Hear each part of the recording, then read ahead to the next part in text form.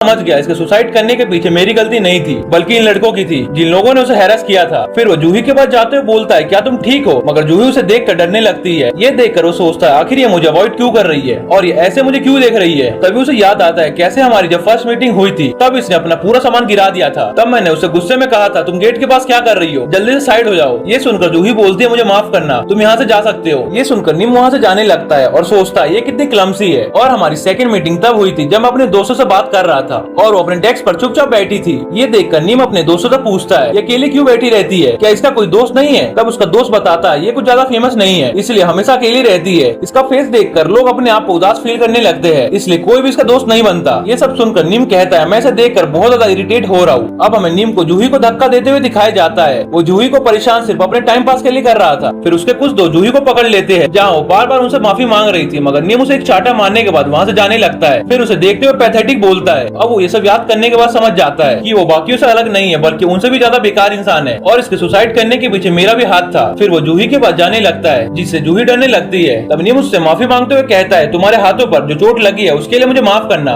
ये सुनकर जूही शॉक्ड हो जाती है मगर नीम वापस से उससे माफी मांगने लगता है। अब हमें क्लास का सीन दिखाया जाता है जहाँ सभी बच्चे बातें कर रहे होते हैं और अब हमें उन बुलिस को दिखाया जाता है जो बहुत गुस्सा कर रहे थे क्योंकि उनकी बॉडी पर बहुत सारे निशान आ गए थे नीम से पिटने के बाद। तभी उनमें से एक बंदा बोलता है नीम मैं तुम्हारे ऊपर पुलिस रिपोर्ट कर दूंगा। ये सुनकर नीम कहता है ओ तुम्हें लगता है पुलिस अब सही कर देगी रिपोर्ट करने के बाद, तुम इसी सोच के कारण मेरा कुछ भी नहीं कर सकते। तुम एक माइनर को असॉल्ट करके रिपोर्ट तो कर दोगे मगर जब मैं बाहर आऊंगा तब तेरा क्या होगा कल ये। फिर वो उसका टाई पकड़ते हुए कहता है जंगू शायद तुम्हें दिख नहीं रहा, तुमने कुछ टाइम पहले क्या किया था मगर मुझे साफ साफ दिख रहा है। अब ये बताओ अगर ये बात सबको पता चली तो सबसे ज्यादा रिस्पॉन्सिबल कौन होगा, मैं या तुम। ये सुनकर बाकी बच्चे बात करने लगते हैं क्या पीई क्लास के टाइम कुछ हुआ था क्या। तभी नीम चिल्लाते हुए बोलता है अब मुझे बताओ हम दोनों में से ज्यादा गलत कौन है, तुम या मैं, जल्दी बताओ। ये सुनकर जंगू की आंखों में डर से आंसू आने लगते हैं। फिर वो बाकी बच्चों को देखते हुए कहता है मेरी बात ध्यान से सुनो, अगर मैंने तुम्हें कोई गलत काम करते हुए देख लिया तो मैं तुम्हें जान से मार दूंगा। ये सुनकर वो सब डरते हुए हाँ बोलते हैं। फिर नीम अपने डेस्क पर बैठते हुए अपने डेस्कमेट से पूछता है ओए चश्मिश। ये सुनकर वो बच्चा कहता है क्या तुम मेरी बात कर रहे हो। तब नीम बोलता है तुम्हें यहाँ कोई और चश्मा पहने हुए दिख रहा है, अब ये बताओ जूही कहाँ गई है। तब वो चश्मे वाला बताता है वो अभी नर्स ऑफिस गई है पीई क्लास के बाद। वैसे जूही को कुछ हुआ है क्या, वो आज कुछ ठीक नहीं दिख रही। फिर नीम कहता है शांत रहो, वैसे भी पता करके क्या ही कर लोगे। इधर नीम के दिमाग में सिर्फ जूही का चेहरा आ रहा था और बस वो सोचे जा रहा था वो कोई स्टूपिड काम ना कर दे क्योंकि इसी टाइम उसने सुसाइड किया था। फिर वो उस बच्चे से कहता है मैं सोने जा रहा हूँ इसलिए तुम क्लास होते ही जगा देना। तब वो बच्चा बोलता है अभी सिर्फ 2 मिनट में क्लास स्टार्ट होने वाला है। ये सुनकर नीम गुस्सा करने लगता है कि सिर्फ उन बुलिस की वजह से मेरा टाइम वेस्ट हो गया। तभी वहाँ उनकी इंग्लिश टीचर आ जाती है एज अ रिमीडियल टीचर। इधर नीम चश्मे से पेन और पेपर लेकर कुछ लिखने लगता है कि उसे अपने लाइफ में क्या क्या फिक्स करना है। अब वो सोचने लगता है जो भी मैंने पास्ट में मिस्टेक किया था उसे मुझे एक एक करके सुधारना है और सबसे पहले तो जूही को सुसाइड करने से रोकना होगा। ऐसा लग रहा है जैसे मैंने उसे सुसाइड करने से रोक लिया है, अब बस उसे अकेले घूमने या भटकने से रोकना होगा और उसके दोस्त बनवाने होंगे। अब मुझे पता करना है कि अकेले रहने से कैसे बचना है और ऐसा क्या करूँ कि सब लोग उससे दोस्ती करे। इधर टीचर पढ़ा रही थी मगर मैक्सिमम बच्चे सो रहे थे या फिर ध्यान नहीं दे रहे थे। ये देखकर नीम सोचता है माना मैंने ये एक बेकार स्कूल है मगर यहाँ टीचर का लेक्चर एक भी बच्चा क्यों नहीं सुन रहा, ये शायद कर्मा है। अगर मैंने टीचर को उनके फर्स्ट डे पर परेशान नहीं किया होता तो शायद ऐसा कुछ भी नहीं होता। अब हम नीम का लिस्ट देखते हैं जिसमें उसने लिखा था उसे क्या क्या करना है। फर्स्ट जूही को अकेले रहने से बचाना है। सेकंड कुछ ऐसा करना है कि टीचर के लेक्चर में बच्चे इंटरेस्ट दिखाए। थर्ड स्मोकिंग छोड़ना है। फोर्थ बात बात पर कसम खाना बंद करना है। और लास्ट वन जो सबसे इम्पोर्टेंट है, मैं अपने फादर को कैसे भूल सकता हूँ, वो पक्का कंस्ट्रक्शन साइट पर बहुत ज्यादा मेहनत कर रहे होंगे और मुझे अपना गुस्सा शांत करना सीखना होगा और मुझे ग्रेजुएट होकर जॉब भी ढूंढना होगा। अभी तो बहुत कुछ करना बच गया है और जो मैं लास्ट टाइम नहीं कर पाया था वो भी तो करना है, अपने सच्चे प्यार को ढूंढना। नहीं मुझे इसकी जरूरत नहीं है। तभी चश्मिश उसे देखने लगता है। फिर नीम उसका रीजन पूछता है। तब चश्मिश कहता है मैं बस देख रहा हूँ तुम क्या कर रहे हो। अब क्लास खत्म होते ही टीचर उसे ऑफिस में बुलाती है। ये सुनकर नीम कहता है क्या मैं। तब टीचर बोलती है यहाँ पर बात करना हल्का वियर्ड होगा इसलिए ऑफिस में बात करते हैं। अब हमें नीम को ऑफिस में दिखाया जाता है जहाँ टीचर कह रही थी मैं तुम्हें यहाँ इसलिए बुलाई हूँ क्योंकि। तभी नीम खड़े होते हुए अपने सिर झुकाते हुए अब तक किए गए फालतू कामों के लिए माफी मांगता है। ये सुनकर टीचर बोलती है मुझे लगा ही था तुम बदल गए हो, मुझे नहीं पता तुम्हें क्या हुआ है मगर तुम चेंज हो गए हो इसलिए मैं तुम्हें कुछ काम करने के लिए बोल रही हूँ, क्या तुम वो कर पाओगे। ये सुनकर नीम कहता है क्या आप मेरे से कुछ करवाना चाहती है। फिर टीचर बोलते तुम लंबे होने के साथ साथ तुम्हारा बिल्ड भी अच्छा है इसलिए मैं तुमसे एक फेवर लेना चाहती हूँ। ये सुनकर नीम सोचता है क्या ये मुझे कॉम्प्लीमेंट दे रही है क्योंकि ये मुझसे बस हेल्प करवाना चाहती है। तब टीचर बोलती है क्या तुम दूसरे बच्चों को जूही से बचा सकते हो, मैंने जूही से सुना था तुमने उसकी हेल्प करी है। वैसे तो उसने पूरी बात नहीं बताई। ये सुनकर नीम कहता है जूही अभी कहाँ पर है, मैंने सुना है वो नर्स ऑफिस में है। ये सुनकर टीचर कहती है मैंने उसे घर भेज दिया, तुम्हें पता है ना जूही को हमेशा बुली किया जाता है, हमने उसकी बहुत बार काउंसलिंग की मगर उसका कुछ भी फायदा नहीं हुआ। निम कहता है मैं समझ गया आप क्या कहना चाहती हो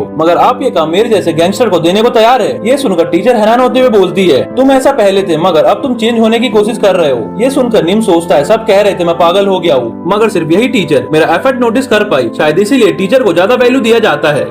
फिर वो टीचर से कहता है, मैं इस काम को करने के लिए रेडी हूँ, अब से जूही के ऊपर कोई भी हाथ नहीं उठा पाएगा, मगर मेरी एक कंडीशन है। ये सुनकर टीचर कहती है, कैसी कंडीशन? फिर वो निम को अपने पास आते हुए देखकर बोलती है, नहीं ऐसा नहीं हो सकता, और वो अपने आप को बचाने लगती है। फिर वो कहती है, तुम एक स्टूडेंट हो और मैं तुम्हारी टीचर। तभी निम बोलता है, लेकिन मुझे तो आपसे इंग्लिश सीखना है। ये सुनकर टीचर को चैन की सांस आती है कि तुम्हें इंग्लिश सीखनी है। तब निम बताता है, मुझे नहीं लगता मैं कॉलेज जा पाऊंगा, लेकिन अगर मैं इंग्लिश सीख लूंगा तो ये मेरी हेल्प करेगा, इसलिए आप मुझे इंग्लिश सिखा दीजिए। फिर वो सोचने लगता है, ये कितना एम्बैरेसिंग है, एक हाई स्कूल स्टूडेंट अभी एबीसीडी पढ़ना भी नहीं जानता, क्या ये मेरे ऊपर अब हंसेगी? मगर टीचर खुश होते हुए बोलती है, टीचर ट्यूटर नहीं दे सकते, इसलिए मैं तुम्हारे लिए एक्स्ट्रा क्लास अरेंज कर सकती हूँ। ये सुनकर निम सोचने लगता है, क्या ये खुश होने वाली बात है? मैं तो इसलिए सीखना चाहता था ताकि फ्यूचर में कुछ काम कर सकूं। फिर वो कहता है, अब बात खत्म हो गई तो मैं यहाँ से चलता हूँ। उसे जाते हुए देखकर टीचर बोलती है, ये कितने अच्छे वे में चेंज हुआ है और अभी इंग्लिश भी सीखना चाहता है। फिर वो बोलती है, तुम चिंता मत करो, मैं अपनी पूरी कोशिश करूंगी तुम्हें इंग्लिश सिखाने में। उन्हें इतना खुश होते हुए देखकर दूसरे टीचर बोलते हैं, मिसेस खान आप क्या बोले जा रही हो? तब टीचर बोलती है, कुछ भी तो नहीं। अब हमें निम को स्कूल के बाहर दिखाया जाता है जहाँ वो सोचते जा रहा था, ये कितना हार्ड है, ऐसा लग रहा है मैं पहली बार हाई स्कूल जा रहा हूँ, अब मुझे पूरे 2 साल करना होगा। फिर वो कुछ लड़कियों को देखते हुए सोचता है, नहीं नहीं सब सही होगा मेरे साथ। तभी उसकी नजर जूही पर पड़ती है। तब वो सोचता है, ये अभी तक यहाँ क्या कर रही है? फिर वो उसके पास जाकर कहता है, तुम कितनी स्लो चलती हो, अभी तक तुम यहाँ क्या कर रही हो? मैंने सुना था तुम स्कूल से निकल गई हो, फिर अभी तक यहाँ क्या कर रही हो?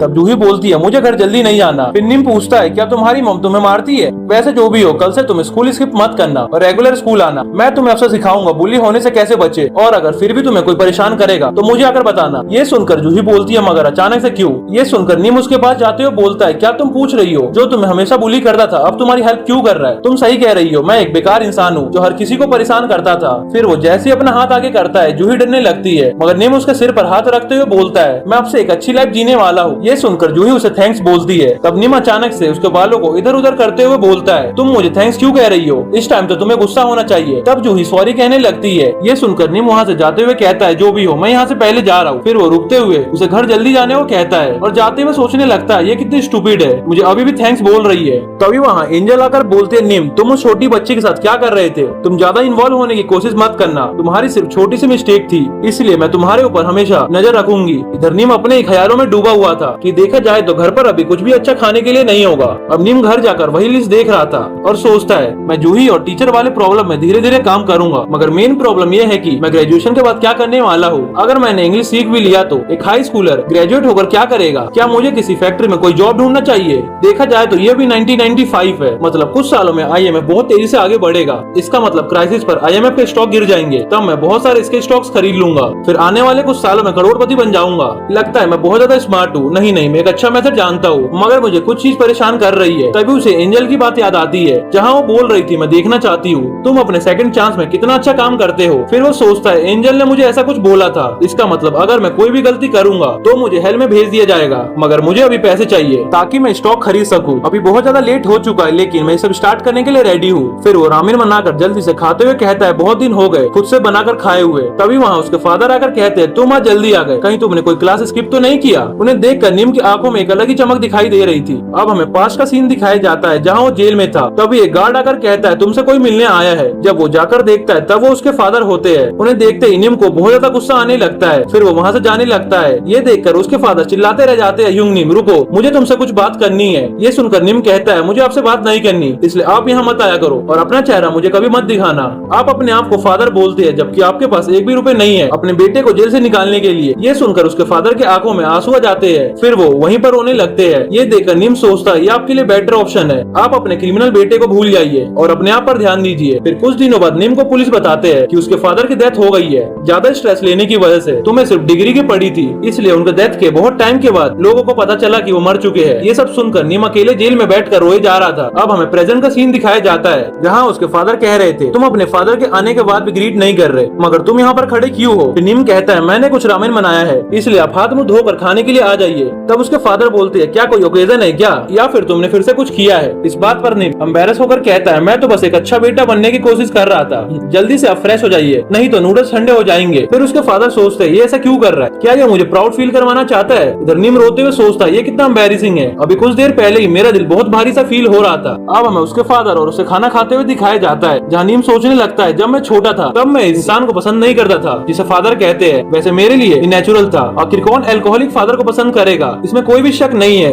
कि जो औरत मेरी माँ हुआ करती थी वो घर से भाग गई जब मैं अपना दिमाग खोकर बेकार काम करना शुरू कर दिया था। तब इन्हें समझ आ गया होगा, तभी ये मेहनत से काम करने लगे। पहले मुझे लगता था ये सिर्फ अल्कोहल के लिए पैसे कमाने की कोशिश कर रहे हैं, मगर मुझे बाद में पता चला इन्होंने अल्कोहल पीना बंद कर दिया। लेकिन ये पता होने के बाद भी मैं और भी बेकार होता गया। अब हमें एक सीन दिखाया जाता है जहाँ उसके फादर बोलते रह जाते हैं, डिटेक्टिव रुक जाइए, मेरा बेटा ये काम नहीं कर सकता। फिर नीम सोचता है मुझे रियलाइज क्यों नहीं हुआ, मैं जो भी बुरे काम करता था उसके बाद भी सिर्फ यही थे जो आखिर तक मेरे साथ देते रहे। ये सोचते सोचते वो रोने लगता है। ये देखकर उसके फादर इसका रीजन पूछते हैं। तब नीम अपने आंसू पोंछते हुए कहता है मैंने रामेन में बहुत ज्यादा मिर्च डाल दिया था, इसलिए बहुत ज्यादा स्पाइसी बन गया है। ये सुनकर उसके फादर बोलते हैं जब तुम इतना स्पाइसी नहीं खा सकते फिर इतना मिर्च डालने की क्या जरूरत थी, और कहते हैं इसीलिए तुम अभी भी बच्चे ही हो। ये सब सुनकर नीम एक बार फिर से एंजल को थैंक्स बोलता है उसे वापस भेजने के लिए जब उसके डैड जिंदा है, ताकि वो सभी बेकार काम बंद करके उन्हें प्राउड फील करवा सके। अब हमें सुबह का सीन दिखाया जाता है जहाँ उसके फादर काम पर जा रहे थे। फिर वो नीम को जगे हुए देखकर पूछते हैं तुम इतनी जल्दी कैसे जग गए। तब वो अपने फादर को देखते हुए कहता है आप आज सही नहीं दिख रहे, आप रेस्ट क्यों नहीं कर लेते, इधर उधर गिरने से अच्छा आप रेस्ट करके एक बार अपने डॉक्टर को दिखा लो। तब उसके फादर कहते हैं रेस्ट करने से क्या मिलता है, कुछ भी नहीं, और मैं बिल्कुल ठीक हूँ। तब नीम एम्बेरस होते हुए बोलता है फादर आप सही सलामत घर वापस आ जाना,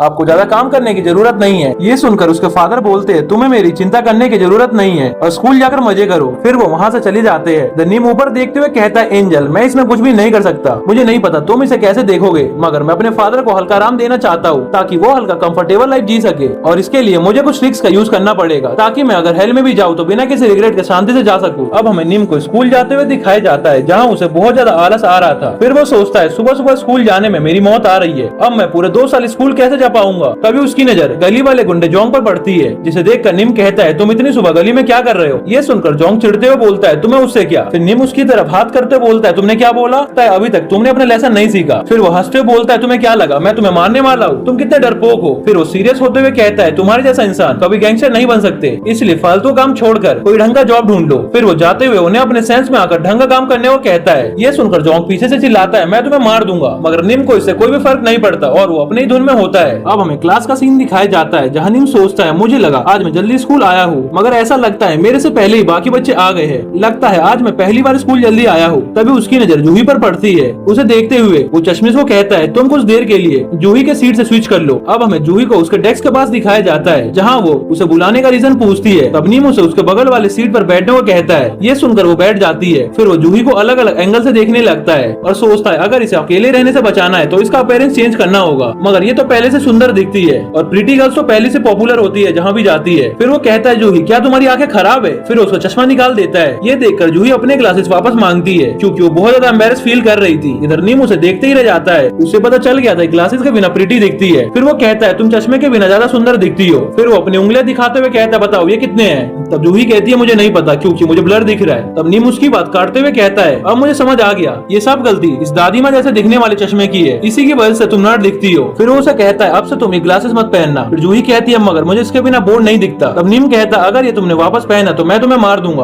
और अगर तुम्हें पढ़ना है तो सिर्फ इसे क्लास के टाइम पहनना। फिर वो बोलता अरे हाँ एक और बात, कल कुछ पैसे लेकर स्कूल आना। ये सुनकर जूही की आंखों में आंसू आते हैं। फिर वो हाँ में जवाब देती है। ये देखकर नीम चिल्लाते हुए बोलता ये कैसा एक्सप्रेशन है, मैं तुम्हारे पैसे चुराने की कोशिश नहीं कर रहा हूँ। फिर जूही बोलती हाँ मैं समझ गई, मैं टीचर को नहीं बताऊंगी। ये सब सुनकर सभी स्टूडेंट्स इन्हें देखने लगते हैं। तब नीम कहता है जैसा तुम सोच रही हो वैसा नहीं है, बस तुम एक हफ्ते के लिए मेरी बात मानते रहो, इसके बाद तुम्हारी लाइफ पूरी चेंज हो जाएगी, मैं इसका वादा करता हूँ। ये सुनकर जूही हाँ में जवाब देती है। अब हमें नीम को डेस्क पर सोते हुए दिखाया जाता है। तभी वहाँ जोंग सुक चिल्लाते हुए उसे उठने को कहता है। इधर नीम आधी नींद में कहता है ये मुझे कौन जगाने की कोशिश कर रहा है। तभी एक बुली उसे फाइट करने के लिए चैलेंज करता है। ये सुनकर नीम सोचता है अब ये कौन है, इसका नाम क्या था, शायद मैं इसे पहली बार देख रहा हूँ। फिर वो जोंगसुक को बोलता है ओए जोंगसुक ये तेरा दोस्त है क्या। तब जोंगसुक हाँ में जवाब देने लगता है। ये सुनकर नीम अपने सिर पर हाथ रखते हुए कहता है जोंगसुक क्या तुझे पहले पिट कर अच्छा नहीं लगा, जो अपने दोस्त को भी लेकर आ गया। मुझे जहाँ तक याद है इसका एक दोस्त था जो फाइट में अच्छा हुआ करता था, मगर मुझे इसके जैसा बंदा तो याद नहीं है जिसका मुंह लंबा है, मैं ऐसे शकल वाले बंदे को तो भूल नहीं सकता। फिर वो सोचता है ये मैं क्या सोचे जा रहा हूँ। फिर वो बोलता है तुम जो भी हो मैं तुम्हें आज जाने देता हूँ, सुबह सुबह क्लास में सीन क्रिएट करते हुए अच्छा नहीं लगेगा।